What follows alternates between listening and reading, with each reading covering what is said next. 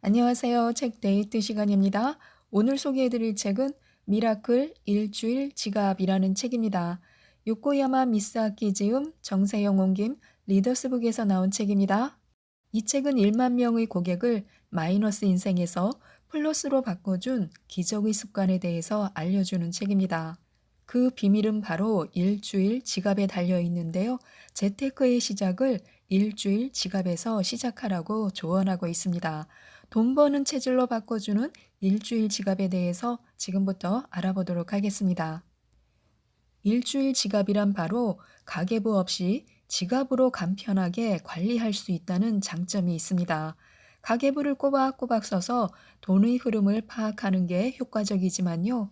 가계부를 쓰기는 귀찮은데 하고 생각하는 사람이 많을 것입니다. 또 실제로 시도해봤지만 작심삼일로 끝나는 사람도 많습니다. 하지만 그런 이유로 생활비를 줄여야지, 이제부터는 돈을 모을 거야 하고 모처럼 굳게 다진 마음마저 사그라들게 합니다. 그런 분들이 많기 때문에요. 이 책에서 제안하는 방법은 가계부 없이 지갑으로만 생활비를 관리하는 것입니다. 먼저 특정한 항목을 하나만 골라서 절약하는 습관을 들이는 것인데요. 습관이 안정적으로 궤도에 오른 다음에는 생활비 전체로 확장해 나가면 됩니다. 즉, 지갑에 넣어둔 돈으로 일주일을 생활하는 것입니다. 지갑으로만 돈을 관리하기 때문에 적절하고 또 생활비에 미치는 영향이 크며 절약 습관이 붙으면 다른 항목으로 확장할 수 있는 힘을 길러줍니다. 그 특정한 항목이란 바로 식비인데요. 여기서 제안하는 방법은 돈이 얼마나 남았는지 바로바로 계산하기 쉽도록 일주일 단위로 관리하는 것입니다. 일주일분의 식비를 현금으로 준비해서 지갑에 넣어두고 일주일간은 그 돈으로만 식비를 꾸려 나가는 것입니다. 이게 전부인데요. 이 지갑의 의미를 항상 의식하기 위해서 일주일 지갑이라고 부르는 것입니다. 일주일 지갑으로 어떤 지출 항목을 관리할지는요. 식비가 가장 적절하지만요. 사람에 따라서 또 상황에 따라 달라질 수 있습니다. 구체적으로는 현금으로 나가는 모든 돈을 일주일 지갑으로 관리하는 방법, 또 비교적 일주일 단위로 관리하기 쉬운 식비와 생활용품 구입비로 한정하는 방법, 그리고 식비만 관리 대상으로 삼는 그런 방법 등이 있습니다. 먼저 평소 사용하는 지갑 외에 식비 전용 지갑을 하나 더 준비하면 됩니다. 식비를 절약하면서 관리 능력과 실행 능력을 터득할 수 있는데요. 만일 정확히 계산해 보지는 않았지만 식비가 많이 드는 것 같다, 비싼 음식을 사 먹지도 않는데 식비 지출이 상당하다, 가계부는 귀찮아서 쓰기 싫다, 어쨌든 돈을 모으고 싶다라고 생각하는 독자라면요. 우선 일주일 지갑을 활용해 식비만 관리하는 형태로 지출을 조절해 볼 수 있습니다. 가계부를 쓰지 않고 현재 상태를 파악하려면요, 영수증을 모아야 하는데요. 평소 쓰는 지갑에 여느 때처럼 돈을 넣어두고 식비 전용 지갑은 비워둡니다. 그리고 평상시와 똑같이 식비를 사용하는데요. 다만 식비로 돈이 나갔을 때는 영수증을 식비 전용 지갑에 모아두는 것입니다. 만약 영수증을 챙기지 못했다면요, 메모지 등에 적어서 넣어두면 됩니다. 그리고 모아둔 영수증을 집계하면 됩니다.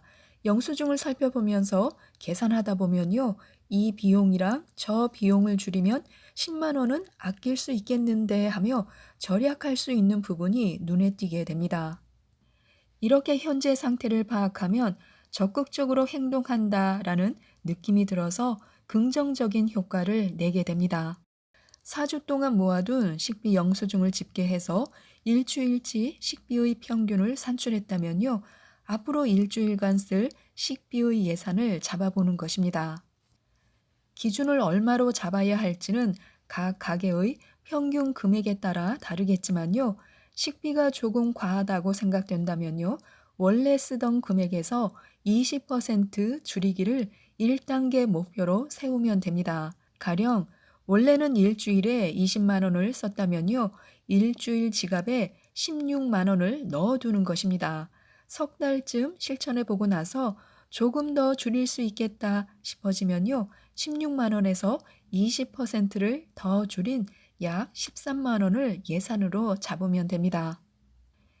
이렇게 예산을 얼마로 할지 결정했다면요. 일주일 지갑에 그 금액을 현금으로 넣어두는 것입니다. 최소한 절약하는 습관이 확실히 몸에 배일 때까지만이라도요. 식비는 꼭 지갑에 든 현금만 사용해야 합니다. 왜냐하면 일주일 지갑의 핵심은요. 지갑에 든 현금을 보면 예산이 얼마나 남았는지 곧바로 확인할 수 있다는 데 있기 때문입니다. 남은 돈이 얼마인지 눈에 보이면요. 나머지 사흘 동안은 이러이러한 식으로 나눠서 써야겠군 하고 계획을 세우면서 예산 내에서 조절하려는 그런 노력이 쉬워집니다. 일일이 가계부를 작성하지 않아도 일주일 지갑만으로 식비를 적절히 관리할 수 있는 비결은요, 바로 여기에 있습니다.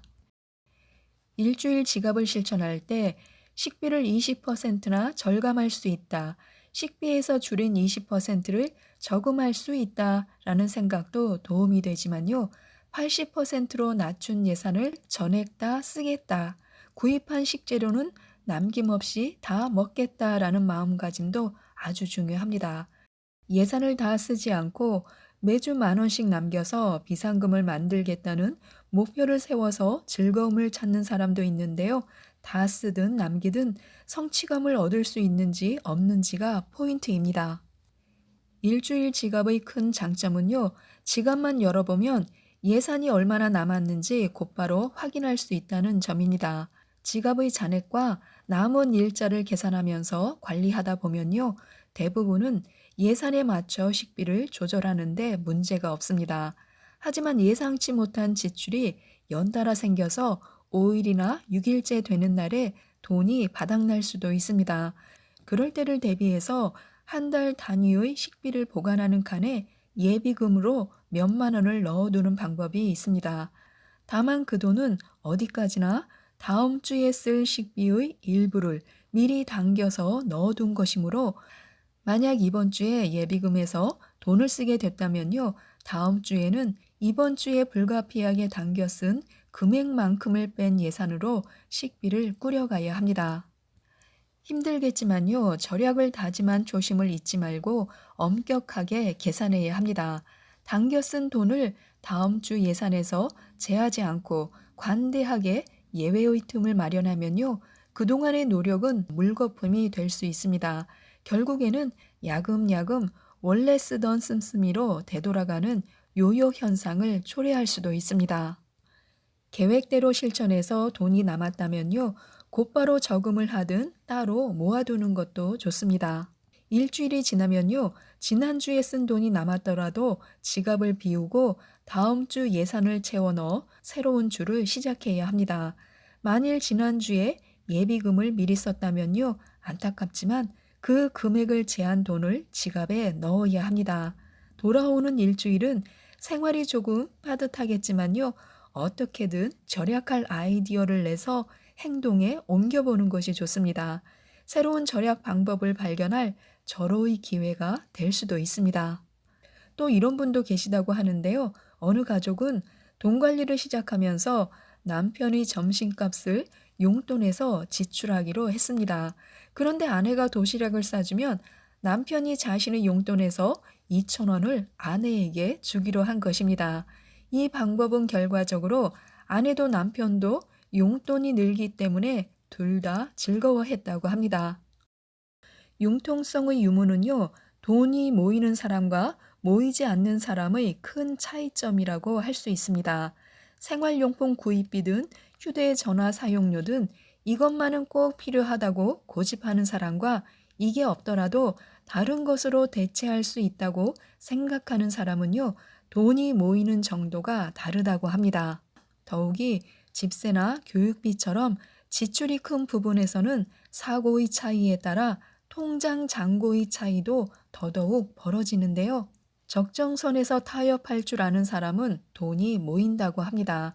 식비는 타협할 줄 아는 사람인지 아닌지를 보여주는 축소도라고 할 수 있는데요. 그래서 식비를 보면 평소에 돈을 어떻게 관리하는지 윤곽이 드러나는 것입니다. 이렇게 미라클 지갑을 사용하다 보면요, 식비뿐 아니라 다른 항목에도 저절로 눈길이 가게 됩니다. 지금 꼭 필요한 물건이 무엇인지 의식하는 습관이 붙으면요, 다른 항목에까지 긍정적인 효과가 확장됩니다. 식비를 개선했다면요, 이번에는 휴대전화나 인터넷 등의 통신비나 의료비, 여가비, 교재비, 보험료, 자동차 유지비 등의 소비 습관도 점검해 보는 것이 좋습니다. 가계의 수입과 지출은요, 한 달 단위로 관리하는 것이 기본적인 원칙입니다.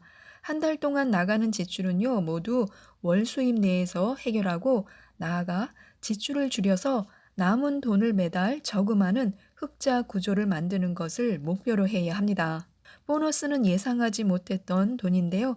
원래는 없었던 돈이니까 아무리 적은 금액의 보너스라도 평상시에 부족했던 생활비를 메우는 방식은요, 반드시 계산해야 합니다. 이런 식으로 매달 차곡차곡 성과를 쌓아가면서 1년 동안 얼마나 저금했는지 확인하고 다가올 한 해의 새 목표를 세워나가는 것이 좋습니다. 지금까지 이 책에 대해서 말씀드렸는데요. 일주일 지갑을 통해 소비 습관을 조절하여 돈을 모을 수 있도록 여러 가지 정보를 제공하고 있습니다. 이 책을 읽어보시고 돈 버는 체질로 바꾸셔서 부자가 되셨으면 좋겠습니다. 이상 책데이트였습니다. 감사합니다.